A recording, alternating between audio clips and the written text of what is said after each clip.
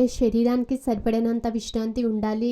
కానీ మనలో చాలామంది ఉదయం లేచినప్పటి నుంచి చేయాల్సిన పనుల గురించి ఆలోచిస్తూ టెన్షన్ గురవుతూ ఉంటారు. దీన్ని అధిగమించాలంటే ముందు రోజే మనం ఆ రోజు చేయాల్సిన పని గురించి ప్రణాళికలు వేసుకుంటే పనులన్నీ సాఫీగా అయిపోతాయి. రోజంతా అదనంగా గడిచిపోతుంది.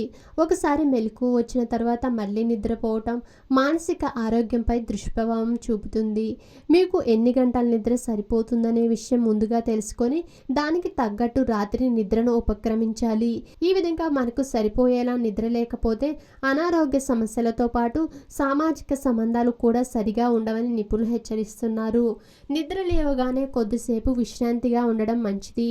లేవగానే సెల్ ఫోన్లో మాట్లాడటం, ఈమెయిల్స్ చూసుకోవడం వంటి పనులు చేయకూడదు. నిద్ర లేచాక కూడా మళ్ళీ పడుకుంటే ఒత్తిడి అధికమవుతుందని పరిశోధకులు తెలుపుతున్నారు. నిద్ర సరిపోతే బద్దకించకుండా వెంటనే లేచి పనులు చేసుకుంటే మంచిది.